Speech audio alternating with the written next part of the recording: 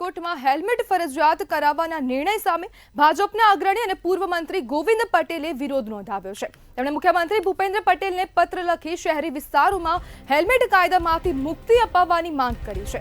રાજ્યના મોટા શહેરોમાં 8 સપ્ટેમ્બર 2025થી હેલ્મેટ ફરજિયાત કરવાની અમલવારી પહેલા આ પત્ર લખાવશે।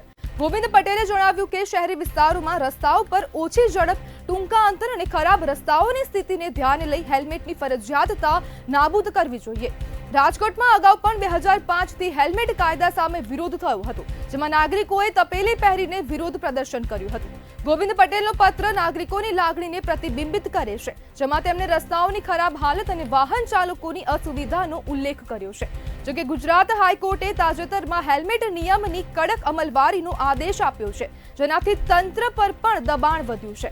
રાજકોટના નાગરિકો અને ભાજપ અગ્રણીની આ માંગણી હેલ્મેટ કાયદાના અમલ પર શું અસર કરશે તે હવે જોવાનું રહેશે।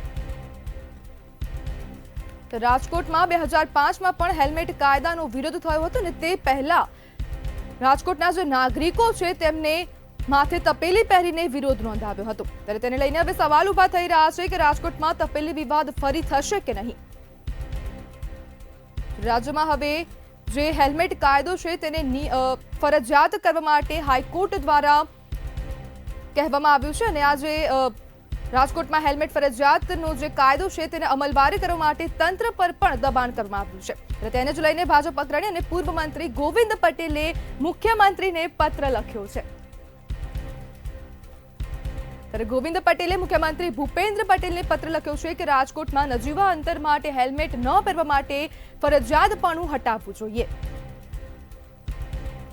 તો શહેરમાં હેલ્મેટના કાયદામાંથી મુક્તિ આપવા માટે પણ માંગ કરવામાં આવી છે અને આ પત્ર લખીને મુખ્યમંત્રી ભૂપેન્દ્ર પટેલને જાણ કરવામાં આવી છે કે મોટા શહેરોમાં જ્યારે 8 સપ્ટેમ્બરથી હેલ્મેટ ફરજિયાત થશે તો રાજકોટ શહેરની જે જનતા છે, જે સ્થાનિકો છે, તે લોકોને આજે ફરજિયાત હેલ્મેટમાંથી મુક્તિ આપવામાં આવે।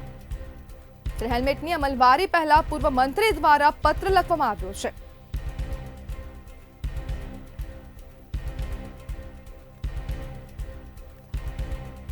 રાજકોટમાં 2005માં હેલ્મેટ કાયદાનો વિરોધ થયો હતો અને તે સમયે રાજકોટની જનતાએ માથે તપેલી પહેરીને વિરોધ કર્યો હતો। ત્યારે આપણી સાથે એડવોકેટ હિમાંશુ પારેખ જોડાઈ ગયા છે। હિમાંશુભાઈ, શહેરમાં હેલ્મેટ ફરજિયાત હોવું જોઈએ કે નહીં?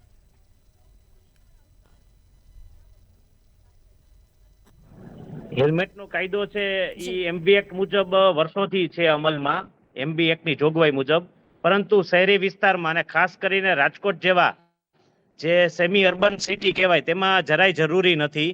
પોલીસ તંત્ર દ્વારા પોતાની મરજીથી અને જ્યારે ઈચ્છા થાય ત્યારે ફતવા બહાર પાડવામાં આવે છે કે આ તારીખથી હેલ્મેટનો અમે કડક કાર્યવાહી કરશું। જો કાયદો હોય તો કાયદો કાયમી હોય, આવી રીતે જે લોકો હેરાન પરેશાન થાય તેવી રીતે કાયદો ન હોવો જોઈએ।